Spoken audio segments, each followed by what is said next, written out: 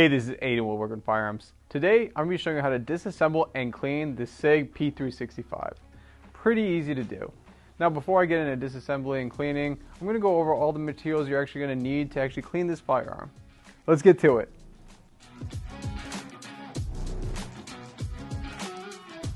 Okay, so before we clean this firearm, I'm going to go over the materials you're going to need.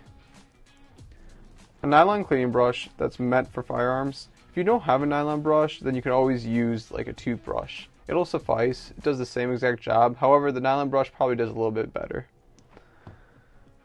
A punch rod with a chamber brush. And make sure the chamber brush is just designated to whatever caliber you're going to be cleaning.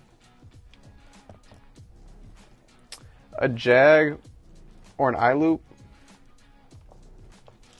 Some gun patches. Some type of gun solvent. This helps break down that carbon and debris inside your firearm. And then some lubricant. And if you have a lubricant that has a nice needle tip to it, those are always great just to get inside the springs or those tight crevices where you usually can't get to. Microfiber towel. You can use a regular towel, however, regular towels usually leave behind debris. If you don't care about that, then it doesn't really matter. A paper towel. And then some gloves just to protect your skin. Now before we clean this firearm, we're always going to clear it. Remove that Swiss ammunition, then lock the slide to the rear. From here, physically and visually inspect that chamber, inspect your magazine well. One last time, physically and visually inspect that chamber. Alright, your firearm's clear. First thing you're going to want to do is lock that slide to the rear. From here, you're going to rotate that takedown lever to the 90-degree angle. Just like that. Now simultaneously, you're going to press down on that slide stop while riding the slide forward. Slide will come right off. It's going to break down into two separate components. Now what I like to do is have a little parts container, just to keep things organized. Remove that recoil spring assembly. Then remove that barrel.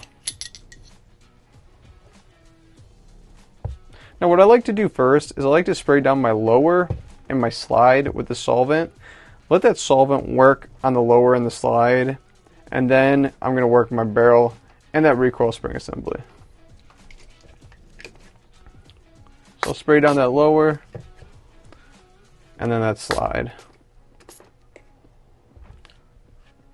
And then I'm just going to let those sit there and wait for that solvent to break down that carbon. Now I'll work on my barrel. I'm going to spray down that barrel and the recoil spring assembly. First thing I'm going to work on is the barrel. I'm going to get my punch rod with that chamber brush. And then I'm going to punch the barrel from chamber to muzzle. This is going to break up all the carbon that's inside of the rifling. You're going to punch that a couple times until you're satisfied. Once you've punched it, now what we're going to do is get your eye loop or your jag. Going to remove that chamber brush and attach either of the two. Grab your gun patches. Now what I'm going to do, put that gun patch right above that chamber, spray it with some solvent, and then you're going to punch it through. As you can see, it came out pretty dirty. It's got some carbon on it. I'll flip it over and I'll use the same exact gun patch one more time. And then I'm going to repeat this process until my gun patch comes out completely clean.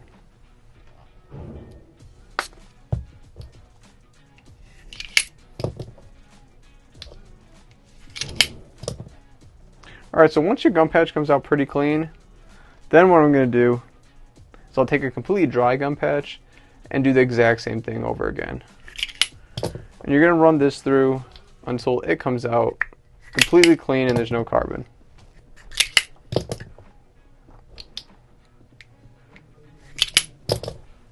Alright, so there's no carbon. Now what you're going to do is you're going to check your barrel. So you can hold it up to the light source and look through it. And remember, this is the only time you ever look through a barrel is when it's disassembled. Look through it and see if there's any type of debris in there. If there's not, then it's going to be nice and clean. Now from here, I'm going to work on the outside of the barrel. A lot of the times, carbon likes to get built up right on that feed ramp. I'm going to scrub down that feed ramp.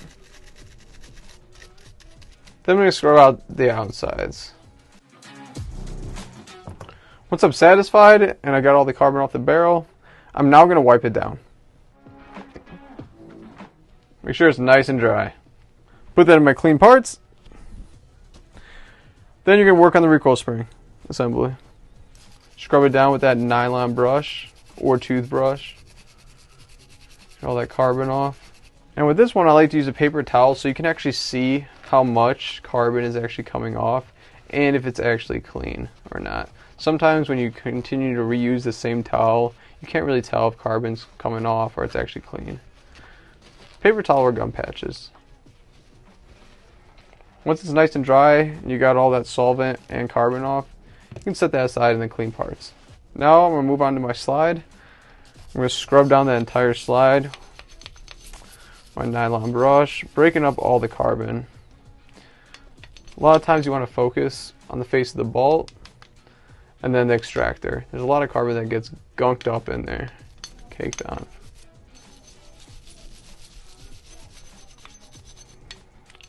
And then just continue to scrub that slide until you get all that carbon off.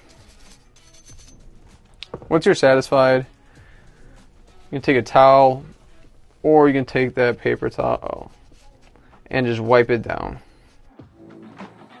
Another useful tool are Q-tips. And this helps get in those nice nooks and crannies, the crevices, really hard, tight places to actually clean. You can run a Q-tip through there. That's all good, that's clean. Now we're going to work on that lower.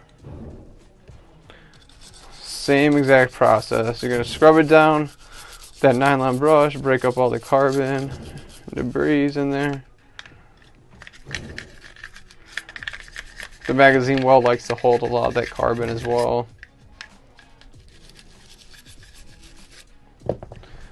And wipe it down.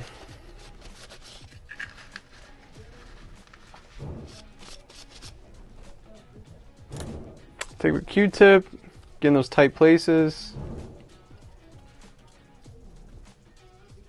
Alright, that's all clean. Now, once you've cleaned your entire firearm, now what we have to do is re-lubricate it. Just like the car's engines where you need to add oil for it to function, it's the same exact thing when it comes to firearms. These parts are moving very fast and it's getting very hot and they're heating up at very, very high temperatures, which means it needs lubricant for them to function and to carry out the cycle of operations. So starting with that frame,